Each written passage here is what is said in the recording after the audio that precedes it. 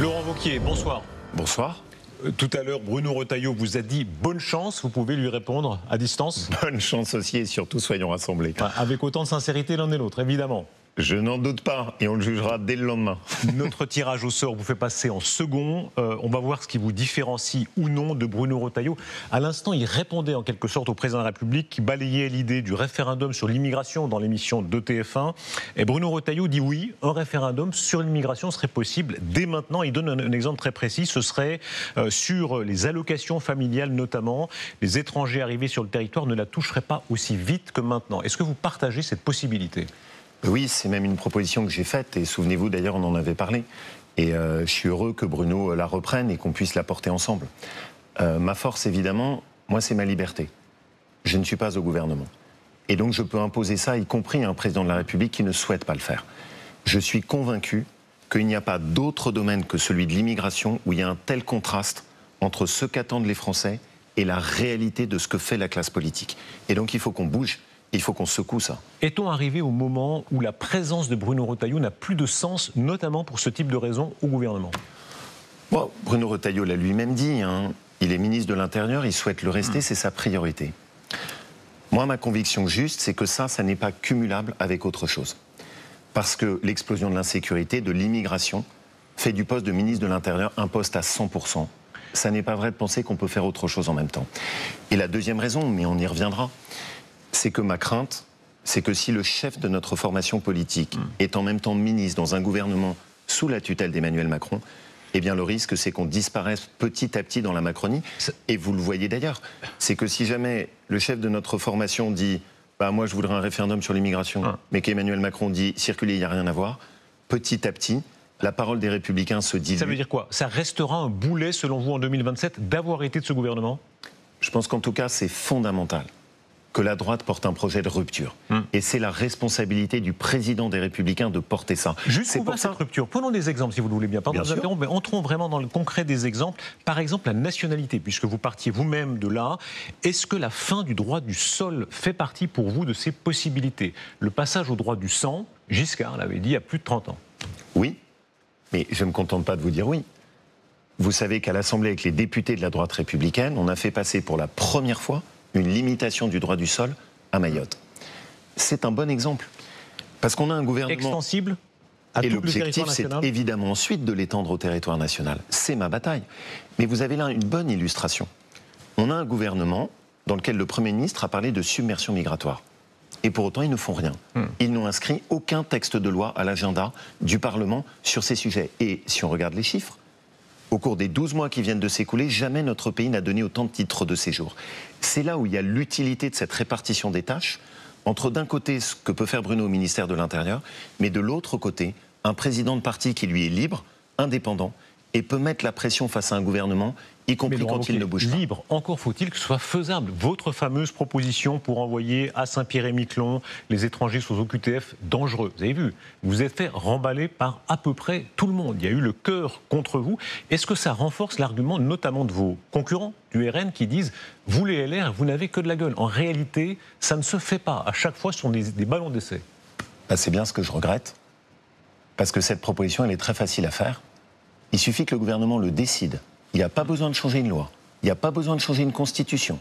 Il suffit juste de décider maintenant et dans 6 mois, vous avez un centre de reconduite à la frontière à Saint-Pierre-et-Miquelon, comme il y en a à la Guadeloupe. Laurent Wauquiez, ça n'a pas été la course dans votre propre parti pour vous soutenir sur ce coup-là. Franchement, je ne sais pas si vous avez vu la liste des soutiens, non, etc. Monsieur Rochebin, vous avez regardé 60% des Français partagent cette préoccupation. Vous avez raison, il y a en France, comme souvent, la cohorte de tous ceux qui veulent que rien ne change. Moi, je ne fais pas une campagne pour ne rien proposer. Je ne fais pas une campagne pour ne rien dire. Mais je veux qu'il y ait des résultats. Laurent Wauquiez, regardez ce qui s'est passé avec la loi immigration, première version, qui a été en grande partie retoquée par le Conseil constitutionnel. Vous n'avez pas fait un putsch, vous n'avez pas fait arrêter M. Ferrand. Le Conseil constitutionnel sera toujours là. En réalité, ces obstacles, ils sont là pour vous. Est-ce qu'on peut prendre un instant là-dessus? C'est le cœur de ma réflexion.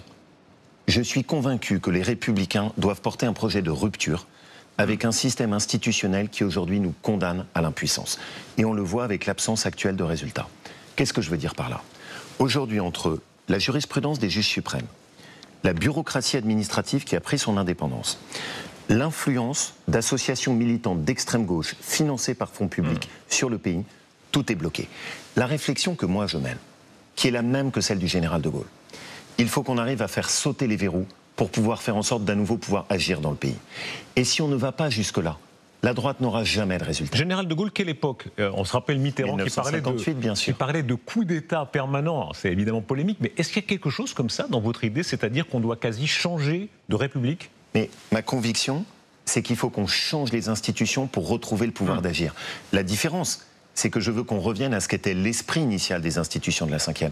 Et vous savez, c'est une des grandes leçons de l'histoire. Si vous voulez redresser un pays, il faut changer le cadre.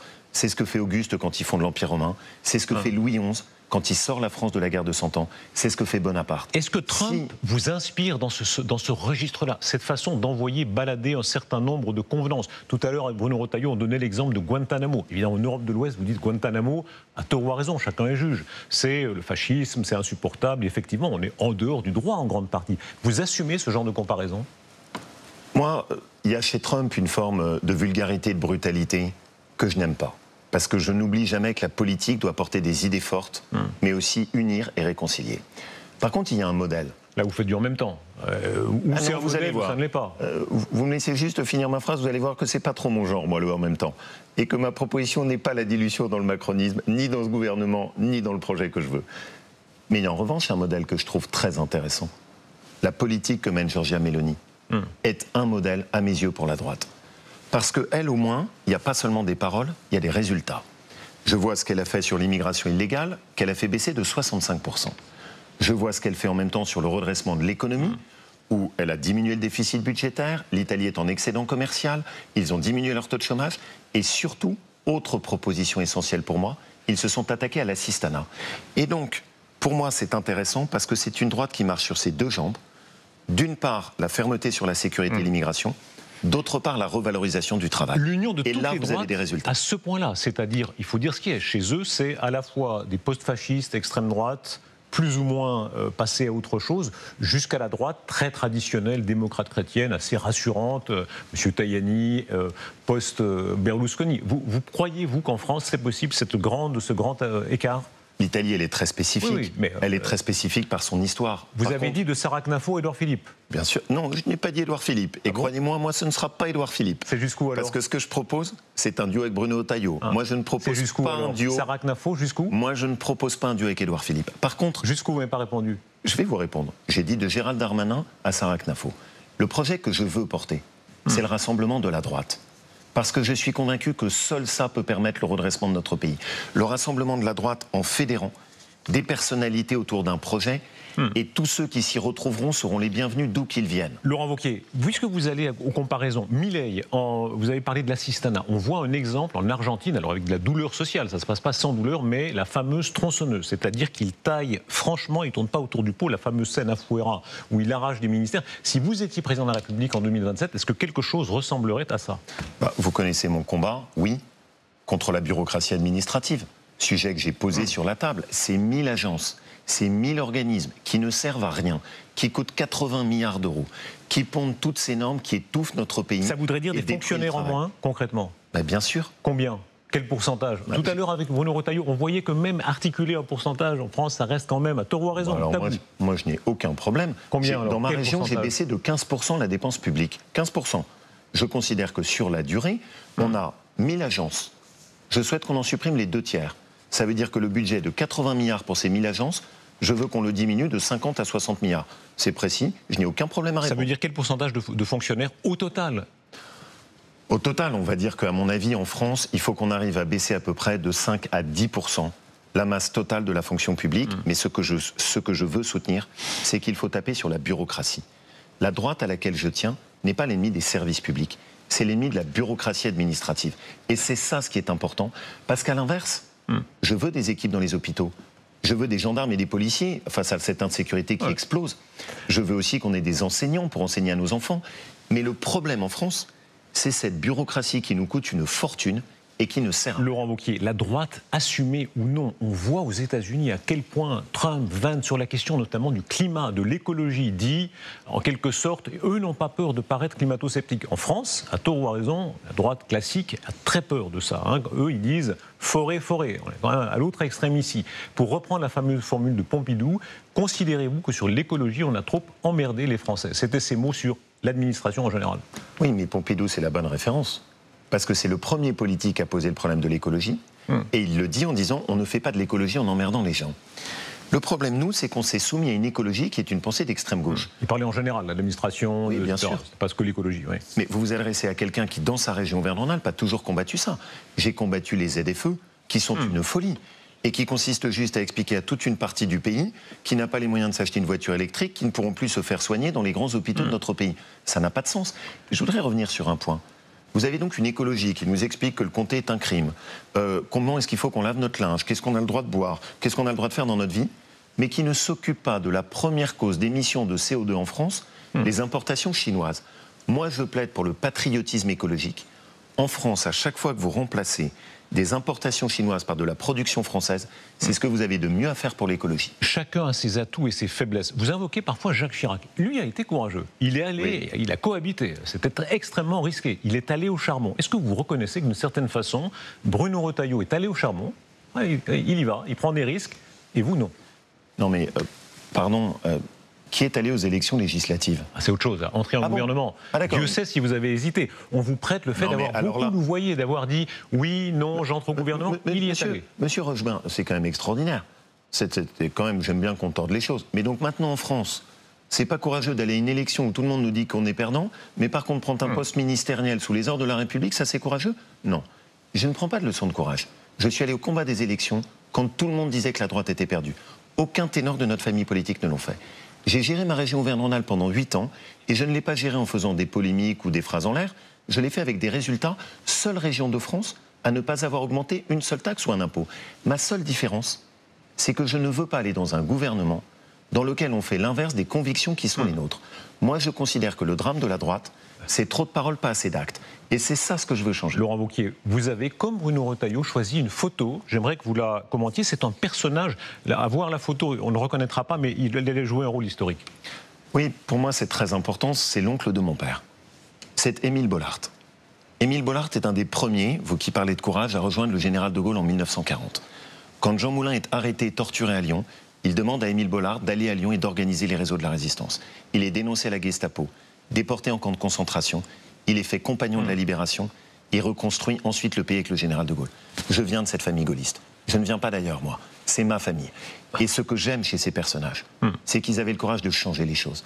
Faire cette rupture que je veux que la droite apporte à notre pays, pas la suite du macronisme, pas le en même temps, changer les choses. Laurent Wauquiez, honneur à un tel destin, mais vous savez que ça cache une réalité, puisque vous parlez de cette époque-là, la collaboration, la quasi-totalité des préfets, des magistrats de toute origine, radicaux socialistes, droite classique, évidemment aussi les nationalistes d'extrême droite, avaient prêté serment à Pétain, les communistes, le pacte germano-soviétique, etc.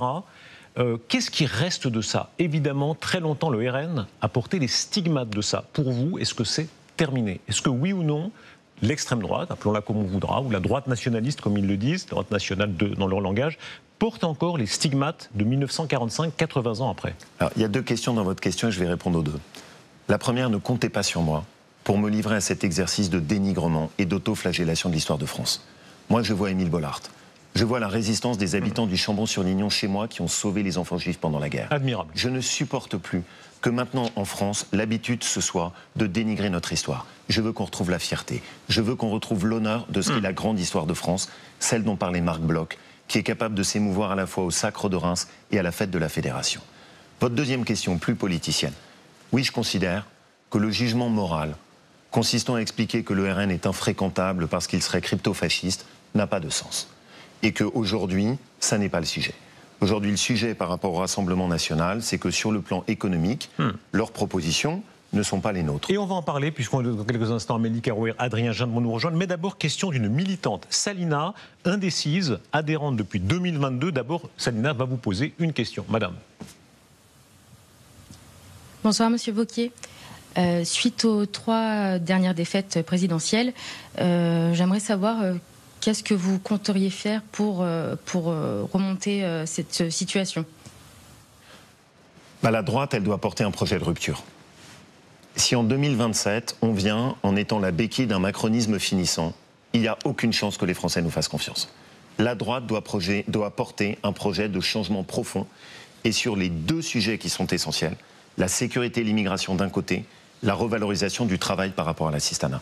Et c'est pour ça que je suis convaincu qu'il ne faut pas que le président de notre formation politique soit en même temps ministre dans un gouvernement macroniste, parce que sinon la droite n'incarnera pas la rupture, Salima. C'est pour ça que je propose ce duo avec Bruno, chacun dans son rôle, lui au ministère et moi s'occupant de notre parti pour ce projet de rupture. Merci beaucoup à vous, Salina. Amélie Carouer va nous rejoindre. Nous ouvrons une autre séquence de 12 minutes. Je vous en prie, Amélie, rejoignez-nous. 12 minutes très exactement pour aller plus loin sur qui est Laurent Wauquiez. Je vous en prie. Vaste programme. Bonsoir, je vous le confirme. Alors, on lit au fil des portraits de vous, au fil des années, on lit parfois des mots très durs. Laurent Wauquiez. Ambitieux. Bon. Vous commencez bien. Ambitieux, bon. Oui. Dynamiteur, après tout. Prêt à jouer des coudes, à marcher sur les pieds pour y arriver. Et attention, ça va piquer. Dans Le Parisien, on lit en 2015, Édouard Philippe tenait à votre sujet des propos définitifs. Son cheminement personnel le conduira jusqu'au cœur des ténèbres. C'est violent, j'avais prévenu. Mais est-ce que vous assumez ou est-ce que vous regrettez cette image ? J'assume de secouer les choses. J'assume dans une classe politique qui ne veut rien faire de secouer la poussière. J'assume de mettre sur la table des débats qui ont dérangé, comme lorsqu'il y a 15 ans, j'ai dénoncé le cancer de l'assistanat. J'assume, quand aujourd'hui on a ce scandale des OQTF dangereux qu'on laisse dans nos rues, de faire des propositions qui permettraient enfin d'avoir des résultats comme Saint-Pierre-et-Miquelon. Et, pardon, oui, j'assume aussi mes différences avec Édouard Philippe. Édouard Philippe est quelqu'un qui a trahi notre famille politique, dont le projet politique consiste à faire une alliance qui aille de Anne Hidalgo jusqu'à la droite, qui ne correspond pas à ce que moi je veux porter. Après, dans votre question, il y a aussi une part de l'intime. Il y a les erreurs que j'ai faites. Vous en reconnaissez des erreurs, Laurent Wauquiez ? Mais bien sûr. Si oui, lesquelles ? Mais vous n'avez pas fait d'erreur, vous ? Je ne suis pas en pleine interview, je ne suis pas interviewée. Mais si vous les reconnaissez, si vous les reconnaissez, lesquelles ? Mais vous voyez, par exemple, au début de mon engagement politique, trop souvent, je venais avec l'armure. Je venais avec des éléments de langage stéréotypés, sans laisser passer ce que j'ai au fond de moi, la passion, ce qui m'habite, ce qui aussi me met en colère. Et qui, du coup, a pu ouvrir la voie à ce reproche d'insincérité, parce que les gens se demandaient qui est là, qu'est-ce qu'il habite, qu'est-ce qu'il fait marcher. Et maintenant, je donne tout. Je mets tout sur la table. Je ne cherche pas à avoir le langage policé, ripolliné, qui va plaire à tous ceux que visiblement je dérange. Je veux juste qu'on redresse notre pays. Je veux le sortir de la décadence. C'est mon obsession. Et c'est ça mon combat. Et si ça dérange certains qui ont été les complices depuis tant d'années de l'affaissement de mon pays, tant pis. Moi, ce que je veux, c'est qu'on sorte de cette décadence. Laurent Wauquiez, président des Républicains, vous l'avez déjà été. Vous avez dû quitter la présidence des LR après la défaite aux Européennes de 2019 et le score, sauf erreur de ma part, c'était 8,48% des voix, 4e position. N'avez-vous pas déjà eu votre chance ? Et pourquoi retourner là où vous avez échoué ? Mais parce que précisément, je veux redresser ma famille. Je vois l'état dans lequel elle est. J'ai pris le temps, j'ai assumé mes responsabilités. Vous savez, ce n'était pas moi qui portais l'élection des Européennes. Mais j'ai assumé mes responsabilités comme un chef doit le faire. Et de la même manière, dans ces législatives, j'ai assumé mes responsabilités comme un chef doit le faire, en étant le seul parmi les ténors de notre famille politique à être allé au combat. J'ai le temps, j'ai cette flamme, j'ai pris le temps de réfléchir à ce qui étaient nos erreurs. Je veux sortir la droite de cette fatalité où elle a des discours qui sont sympathiques mais aucun résultat. Oui, je veux me consacrer à mes adhérents et à ma famille politique. Qui est votre modèle politique ? Et on fera comme avec Bruno Retailleau, vous n'avez pas droit à la carte de Gaulle. Alors c'est très simple pour moi. J'ai le droit à 2 modèles ou en plus vous m'interdisez 2 modèles ? Je vais quand même les dire les 2. Allez-y. Le premier, c'est Jacques Chirac. Parce que j'aime chez Jacques Chirac cette passion de la France. J'aime chez Jacques Chirac cet enracinement. Et j'ai voulu mener une campagne comme les faisait Jacques Chirac. Et le deuxième, celui que tout le monde en ce moment oublie, mais moi je suis un fidèle en politique, c'est Nicolas Sarkozy. Nicolas m'a appris l'énergie, il m'a appris la volonté d'agir. Et je trouve qu'on est souvent trop injuste avec lui. Parce que la France, il y a 15 ans, se porter mieux que ce qu'elle est devenue aujourd'hui avec François Hollande et Emmanuel Macron. Vous parlez de votre fidélité en politique, mais vous savez très bien que vous avez été souvent l'objet d'un procès en zigzag idéologique. Je voudrais qu'on regarde l'image de vous aux côtés de Jacques Barrot. On est en avril 2002 et vous êtes dans son bureau à ses côtés quand il découvre les résultats. Oui, Jean-Marie Le Pen est au second tour de l'élection présidentielle. L'image a été saisie par certains de nos confrères. Quand en 2004, Jacques Barrot est nommé commissaire européen, vous récupérez sa circonscription, vous avez 29 ans, vous devenez l'un des chantres de la droite sociale, humaniste et européenne. Il est passé où chez vous l'héritage de Jacques Barrot? Mais, pardon, vous n'allez pas me voler ma constance dans mes idées si vous êtes honnête. Il y a 15 ans, j'ai dénoncé le cancer de l'assistanat. C'était ça mon combat du social. Moi je crois que le social ça passe par le travail. Je ne fais pas partie de ceux qui pensent que le social c'est le RSA à vie. Je ne crois pas à ça. Est-ce que j'ai changé un seul avis dessus? Ça fait 15 ans que je porte ce combat. J'ai dénoncé à l'époque la dérive de l'Europe, qui était une Europe que je trouvais qui devenait technocratique sous la coupe d'Ursula von der Leyen. Est-ce qu'aujourd'hui j'ai renoncé à quoi que ce soit de ces idées? J'ai écrit un livre, vous pouvez le relire. Toutes mes idées y sont, je n'ai pas changé. Quand je combats sur l'islamisme, vous pouvez juger ce que j'ai fait dans ma région. Quand le maire de Grenoble a proposé de mettre le burkini dans les piscines municipales, j'ai supprimé toutes les aides de la région. Et donc, ayez au moins, permettez-moi de le dire, l'honnêteté de reconnaître que depuis 15 ans, je fais partie des seuls politiques qui ont toujours porté les mêmes idées, avec la même constance et la même détermination. Alors, vous savez très bien que ce procès, ce n'est pas le mien. Vous savez très bien que je reprends là le procès qui vous a été régulièrement fait. Je vous donne l'occasion d'y répondre. Et c'est pour dans ça cette séquence importante pour vous. Bien sûr. Et c'est pour ça que, vous le voyez, je m'explique. Je mets les choses sur la table. C'est important pour moi. Parce qu'il y a un moment où me révolte le fait de pouvoir juste dire « Ah, mais il est insincère. » Ah bon? Alors que j'ai toujours défendu les mêmes idées. Par contre, permettez-moi de le dire, quand vous faites référence, j'avais 25 ans. Vous n'avez pas vu le monde changer? Vous n'avez pas vu à quel point notre pays s'est abîmé? Vous n'avez pas vu les dangers du communautarisme? Bien sûr que j'ouvre les yeux, bien sûr que j'essaye de comprendre, bien sûr que j'essaye d'apporter des réponses aux problèmes qui sont les problèmes d'aujourd'hui. Mais je le fais avec la même fougue, la même détermination. Est-ce que vous avez l'impression de jouer votre survie politique, là, dans ces prochaines heures? Mais quand vous êtes en retenue, quand vous faites à moitié, vous perdez toujours. Moi, je joue toujours tout. Je ne fais jamais les coups à moitié. Je donne toujours tout, avec passion, avec fougue. Si ça ne marche pas là, est-ce que ça s'arrêtera? Mais ça marchera. Et croyez-moi, je vais gagner, parce que je suis convaincu que ce que je propose est le bon chemin pour le redressement de la droite. Vous serez bon joueur ou pas, Laurent Wauquiez? Si d'aventure vous perdez, malgré tout, est-ce que vous serez bon joueur, bon perdant? Vous savez l'engagement que j'ai pris? Quand je serai président des Républicains, la première chose que je ferai, c'est de proposer à Bruno Retailleau le poste de premier vice-président à mes côtés pour que nous incarnions symboliquement ce duo, c'est-à-dire lui au ministère et moi au parti, pour que nous additionnions les forces rassemblées. Souvenez-vous, puisque vous m'avez parlé de sincérité, c'est moi qui ai proposé à Bruno... Si je peux aller jusqu'au bout. Allez-y, oui. Merci. C'est moi qui ai proposé jusqu'au bout à Bruno Retailleau que nous puissions travailler ensemble. Il était venu chez moi, nous nous étions entendus pour organiser les choses, que lui aille au ministère, que moi je reste libre et que je m'occupe du parti. Il a changé d'avis. Moi, je n'ai pas changé d'avis. Je reste constant, je respecte son changement, mais moi, je continue à proposer la même chose. Rassembler, être unis, éviter les divisions de la droite. Allez, cette fois, je me lance. Laurent Wauquiez, je vous soumets au même exercice que Bruno Retailleau avant vous. 3 archives marquantes de l'histoire de votre parti, de l'histoire de la droite. Le 19 juin 91, première archive, Jacques Chirac, président du RPR, maire de Paris, lors d'une réunion, dîner, débat. Et alors qu'à l'époque, le Front National grignote déjà des voix, il sera accusé de rapprochement avec le RN après ces mots. Regardez. Comment voulez-vous que le travailleur français qui travaille avec sa femme et qui ensemble gagne environ 15 000 francs et qui voit sur le palier à côté de son HLM entasser une famille qui gagne 50 000 francs de prestations sociales sans naturellement travailler. Si vous ajoutez à cela le bruit et l'odeur, eh bien, le travailleur français sur le palier, il devient fou. Vous avez dit votre admiration tout à l'heure pour Jacques Chirac. Vous assumez ces propos-là? Je pense qu'au moins, c'était une droite qui disait les choses. Alors bien sûr, on peut enlever le bruit et les odeurs, on peut dire que c'était trop direct, mais je préfère au moins que ce soit franc. Oui, ce Jacques Chirac-là, c'était une droite qui assumait de dire on a un problème avec l'immigration. Ça n'est pas juste d'avoir d'un côté une France qui travaille et de l'autre côté des étrangers qui arrivent sur notre sol et qui ont accès immédiatement aux aides sociales sans même avoir cotisé. Je préfère une droite qui en dise trop plutôt qu'une droite qui en fait pas assez. Mon choix, il est fait. Alors j'ai une autre archive à vous soumettre, le Karcher de Nicolas Sarkozy. Cette phrase prononcée par Nicolas Sarkozy le 19 juin 2005 à la Courneuve après la mort d'un enfant de 11 ans tué d'une balle au bas de son immeuble. L'image a fait grand bruit, elle a marqué l'histoire de la vie politique, même quasiment. C'est vrai. Regardez. Le terme nettoyer au Karcher est un terme qui s'impose. Parce qu'il faut nettoyer cela.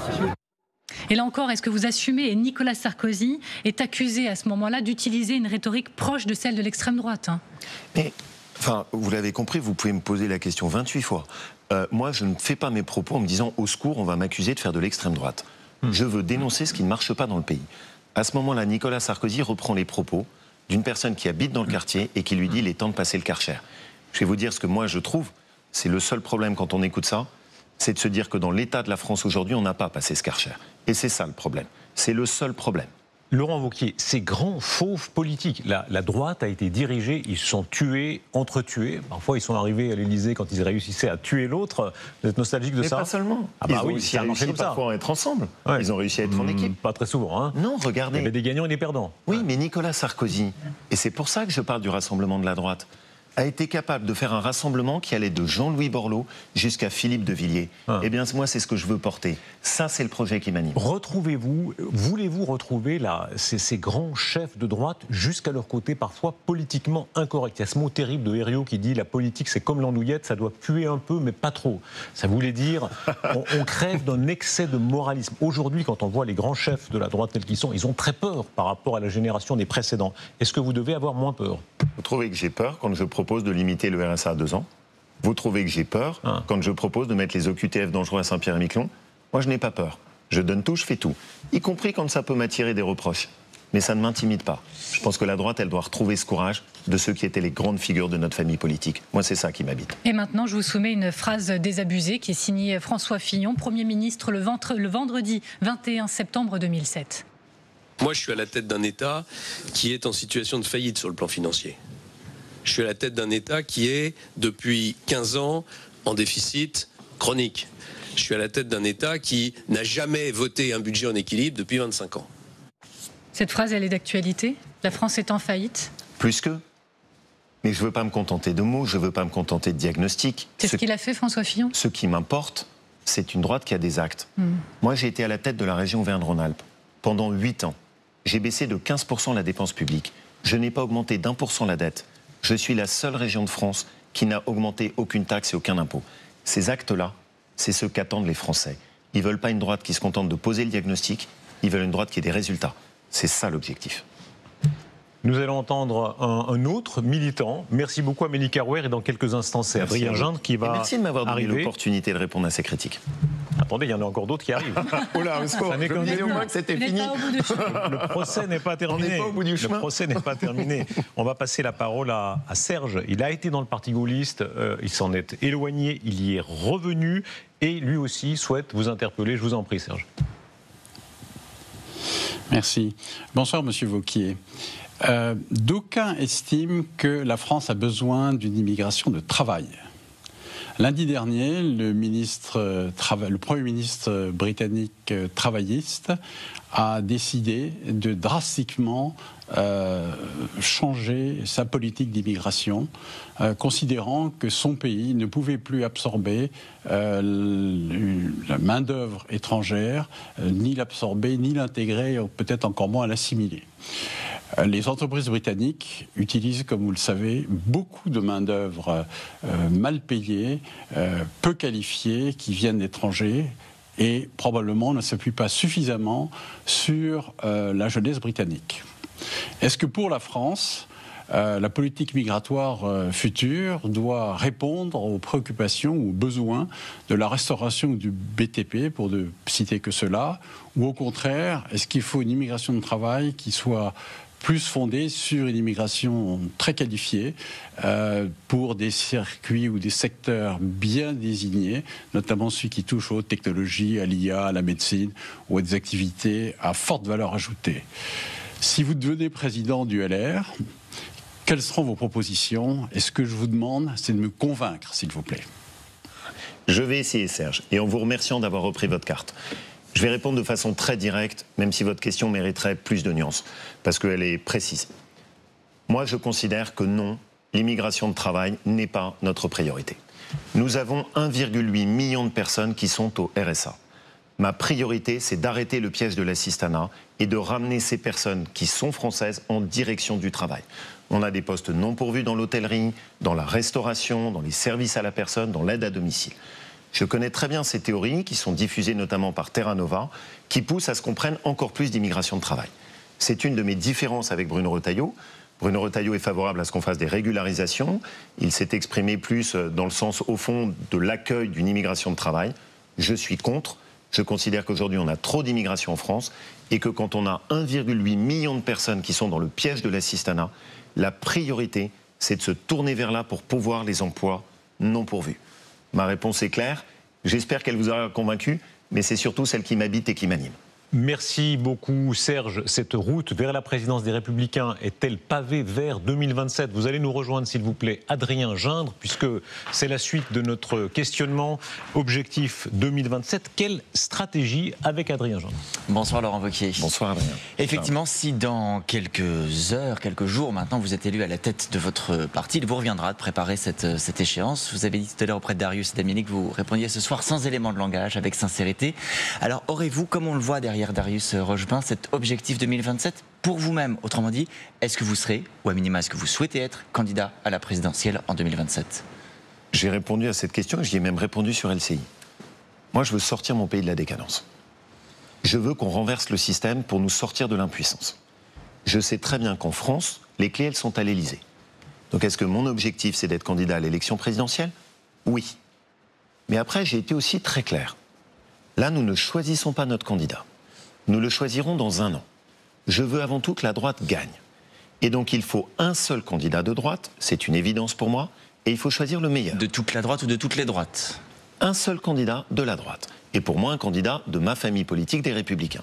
Et on choisira le meilleur. Si Bruno Retailleau est dans 1 an le meilleur, je le soutiendrai sans aucun état d'âme. Et si je suis le mieux placé, je le ferai en équipe. De quelle manière ? Tout à l'heure, Bruno Retailleau sur ce plateau disait on demandera aux adhérents du parti de se prononcer. Quel est pour vous le bon mode de désignation ? Je suis contre la primaire. La primaire est un mode qui nous a tués. Elle a abouti à ce que des gens de gauche ont choisi à notre place. Je sais qu'elle est portée et soutenue par beaucoup de soutiens de Bruno Retailleau. Moi, je suis contre. Et mon engagement comme président des Républicains, c'est que je nous débarrasserai de ce système de la primaire. Mais donc, par quel miracle on désignera ? Ça signifie que ce sont les adhérents qui choisiront. Ça peut être soit valider une proposition qui est faite. Il peut y avoir une convergence avec Bruno Retailleau. Oui, ça peut être soit valider un candidat qui est proposé, soit arbitrer entre plusieurs candidats. Mais les adhérents, uniquement les adhérents. Vous rappelez tout à l'heure cette formule, vous souhaitez rassembler de Gérald Darmanin à Sarah Knafo. Alors, oui. Rentrons dans le détail de qui se trouve dans cet ensemble-là. Marine Le Pen, par exemple, est-ce qu'elle est dans cet ensemble-là ? Alors, je vais tout de suite répondre pour que les choses soient claires. Je ne suis pas là pour faire un casting. Mon sujet n'est pas de faire une liste noire. Vous avez mis 2 bornes, Darmanin, Knafo. Vous me laissez aller jusqu'au bout ? Je ne suis pas là pour faire un casting en faisant ni une liste noire, ni un trombinoscope que je remplirai. Je veux vous expliquer le chemin où je veux aller. Pour moi, il y a 2 chemins pour l'avenir de la droite aujourd'hui. Il y en a un premier qui consiste à venir se noyer dans le macronisme. Je considère que c'est celui où nous emmène un président des Républicains qui serait en même temps ministre de la Macronie.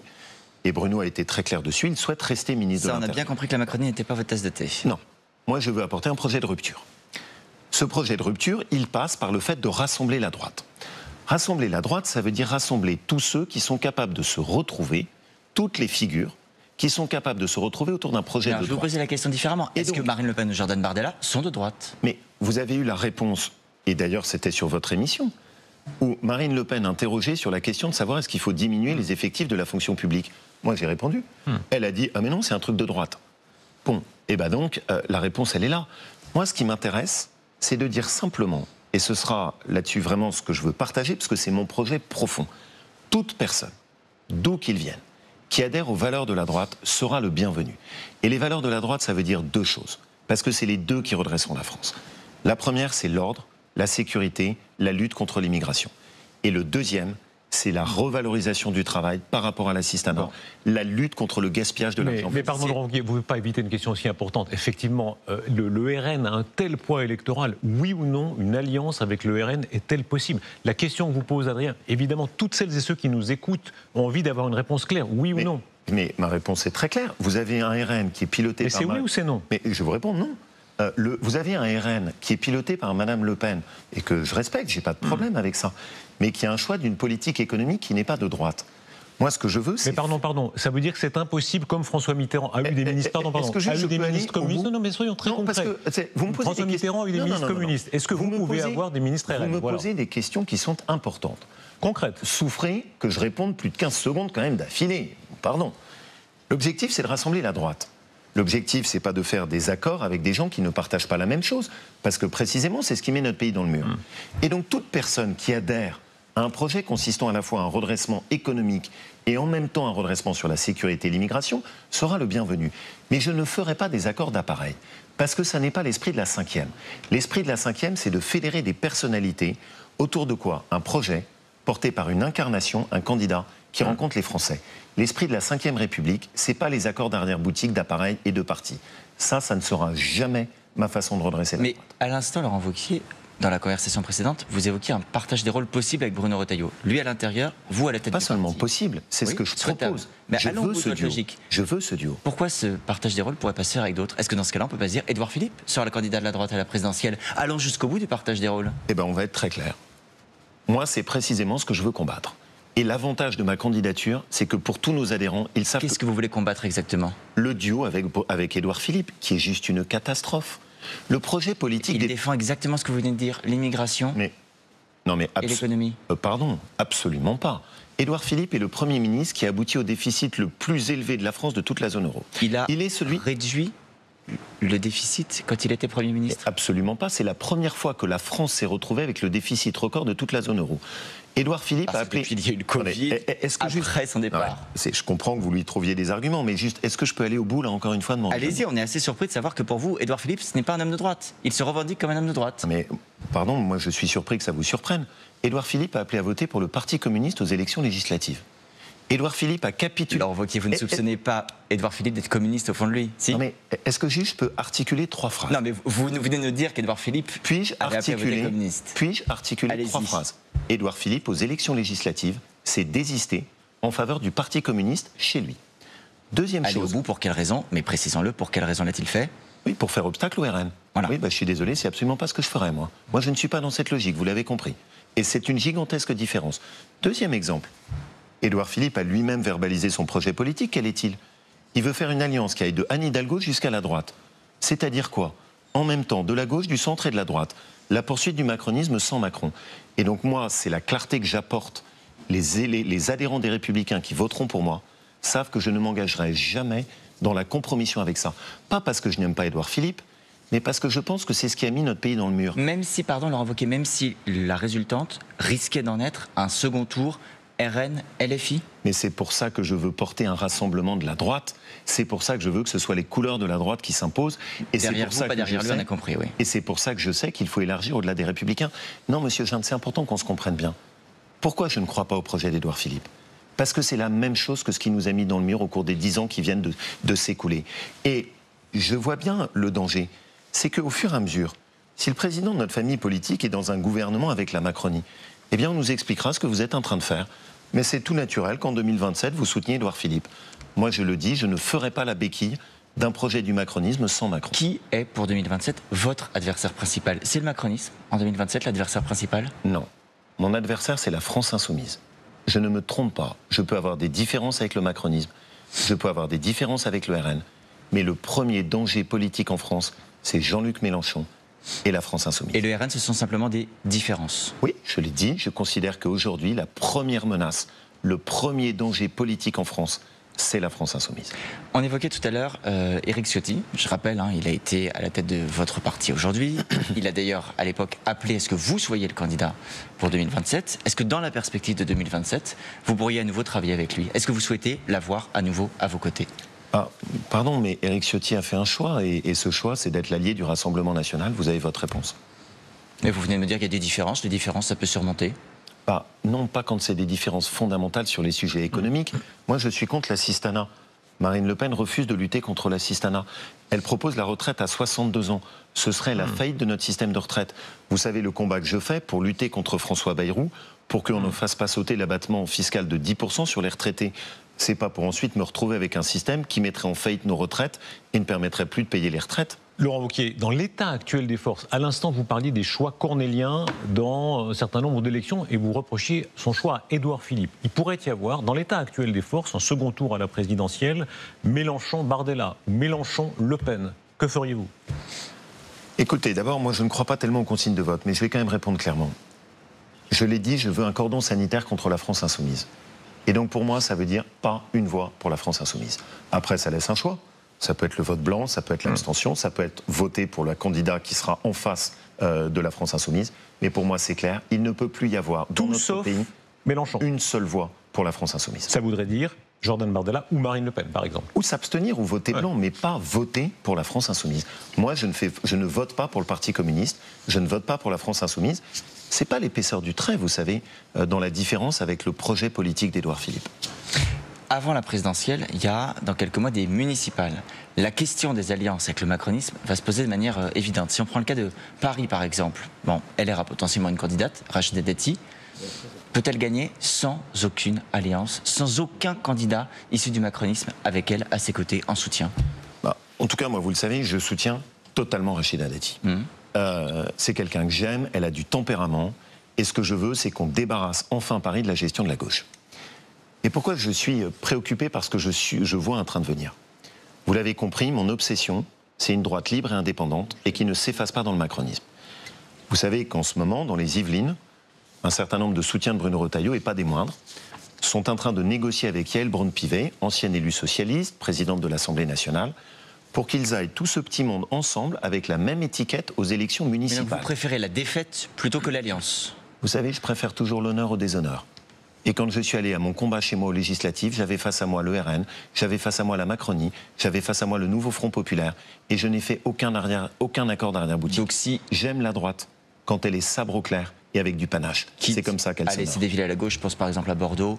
Bordeaux qui est détenu aujourd'hui par un maire écologiste. S'il faut laisser la ville aux écologistes, plutôt que de s'allier derrière un Renaissance, vous laisserez la ville aux écologistes? Non, moi ce que je veux c'est gagner. Vous savez, à Lyon, j'ai un maire écologiste. Et je vais tout faire pour qu'on le chasse. Parce que je vois tous les dégâts qu'il fait dans ma ville de Lyon, que j'adore. Mais vous savez que parfois l'Alliance offre des garanties supérieures à la solitude. La compromission n'est jamais un bon chemin politique. Je préfère toujours la clarté, je préfère toujours la droiture. La droiture, ce sera votre slogan pour les Républicains version 2027. Comment vous imaginez ce mot d'ordre? Vous devriez faire du conseil en politique. C'est un beau slogan. Bruno Retailleau, elle tient, pour ainsi dire. Hein. C'est un beau mot. Les honnêtes gens, dit-il. Oui, mais c'est pas une façon de porter un projet pour un pays. C'est un beau mot. Moi, j'aime bien les honnêtes gens. Vous savez, c'est même un mot qui vient de Haute-Loire, qui a été forgé notamment par Jules Romain, les hommes de bonne volonté. Mais j'aime bien la droiture. Parce que c'est une droite qui a une colonne vertébrale, c'est une droite qui sait où elle veut aller, c'est une droite qui porte ses convictions. Ce qu'il faut, c'est une droite qui ait des résultats, pas juste des paroles, des actes. Merci beaucoup Amélie, merci beaucoup Adrien. Vous allez me suivre, si vous le voulez bien, Laurent Wauquiez, et vous prêtez au même exercice exactement que Bruno Retailleau, des questions qui appellent un oui ou un non. Je vous en prie, suivez-moi. Avec plaisir. Laurent Wauquiez, commençons. Oui, non, abstention si vous n'osez pas. Première question. C'est pas trop mon genre l'abstention. On verra. Faut-il reparler à Vladimir Poutine si vous êtes président? Oui.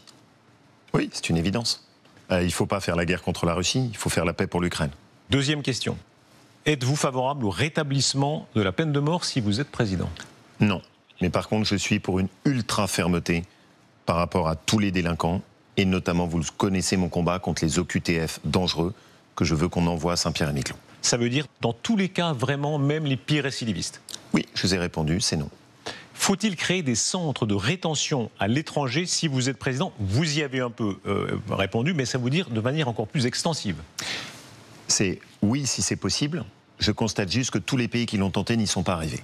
C'est pour ça que ma proposition à moi, c'est de les envoyer à Saint-Pierre-et-Miquelon pour qu'ensuite ils fassent le choix de rentrer chez eux. Modèle Mélanie, tenté par Mélanie, encore plus à l'étranger. Est-ce que ça, vous iriez jusque-là? Si c'est possible, oui, mais vous savez que Mélanie n'y est pas arrivée.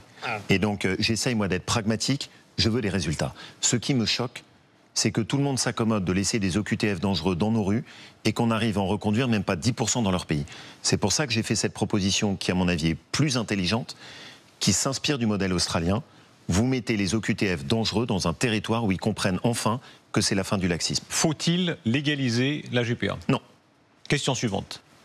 allez-vous donner à Charles Bietri, c'est l'émission avec le président de la République de mardi, allez-vous donner à Charles Bietri le droit de choisir le moment de sa mort si vous êtes président? C'est une question qui est tellement difficile. J'ai eu cet échange et vous savez, ça a été une discussion qui a été très poignante pour moi avec ma mère. Et avec cette interrogation sur la fin de vie. Moi, ce que je considère, c'est que la priorité d'abord, c'est les soins palliatifs. La priorité, c'est d'éviter l'acharnement thérapeutique. La priorité, c'est de donner la possibilité de faire des directives anticipées qui permettent d'expliquer ce qu'on veut faire au moment où cette question se posera. Et donc, mon choix, c'est la loi Leonetti. Et ce que j'espère, c'est qu'elle donne la possibilité de répondre au problème terrible qui est celui de Charles Bietri. C'est une énorme question de société. Et je pense que tout le monde dans sa famille est traversé par cette interrogation. La question suivante. Faut-il inscrire la règle d'or du déficit à 3% dans la Constitution, obligatoire, indépassable? Vous adressez sans doute au seul élu en France qui l'a appliqué pendant 8 ans dans la gestion de sa collectivité. Donc moi, je suis ultra partisan de ça. Ce serait un sacré changement. Oui, ce serait un gigantesque changement, mais au moins, ça met tous les politiques dos au mur. C'est-à-dire que ça permet enfin de comprendre que quand on gaspille l'argent public, on arrête de le prendre ensuite dans la poche des Français. Rendez-vous en 2032 si vous êtes tempérament auvergnat et rendez-vous en 2027. À voir. Et par la suite, faut-il revendiquer les racines chrétiennes de l'Europe? Si vous êtes président, soyons encore plus précis, on l'a été aussi avec Bruno Retailleau, l'inscrire dans la Constitution. Oui. J'ai été maire de Puy-en-Velay, point de départ de Saint-Jacques-de-Compostelle. Mais pas seulement les racines chrétiennes. Les racines aussi de l'Europe des Lumières qui nous a apporté l'émancipation des consciences, les racines de l'Antiquité merveilleuse, de la Grèce et de l'Empire latin, ce qui était inscrit à l'entrée de la Rome de l'Antiquité. À Rome, tu vis comme les Romains. En France, tu vis comme les Français. Question suivante. Oui, non, vraiment, essayons de tenir. Est-ce que vivre en France était mieux avant? Oui, mais ça n'est pas une nostalgie, ça doit être une promesse d'avenir. Ça veut dire qu'on peut retrouver la France qu'on aime et que celle-là, c'est une France qui réussit. La suite, est-ce que Marion Maréchal peut entrer dans votre gouvernement? Moi, je l'ai dit, je suis... non, oui, non, c'est pas moi je l'ai dit, oui, non. C'est la question, il faudra la poser à Marion Maréchal. C'est est-ce que Marion Maréchal... On s'en tire pas comme ça, pardon. On n'est pas des jambons. Allez, oui, non. Si vous formez un gouvernement, est-ce que vous mettez Marion Maréchal très clairement. Aujourd'hui, non, parce qu'elle est au soutien de la politique économique de Marine Le Pen. Claire. Question suivante. Serez-vous candidat à l'élection présidentielle de 2017, vous l'avez dit, est-ce que vous le serez dans tous les cas? On vous a beaucoup accusé dans votre vie de louvoyer. Amélie Carrère le rappelle. Non, pardon. Alors ne louvoyez pas. Est-ce que dans tous les cas, dans tous les cas, vous serez candidat? Non, parce que je ne veux pas faire perdre ma famille politique. Non, parce que je veux que la droite réussisse. Mais je vais réussir. Merci beaucoup Laurent Wauquiez, merci aussi évidemment à Bruno Retailleau dans cette série des 2 entretiens enregistrés cet après-midi, émission spéciale. Merci beaucoup à vous. Merci à vous. Et on se retrouve dans un très court instant. Merci, à tout de suite.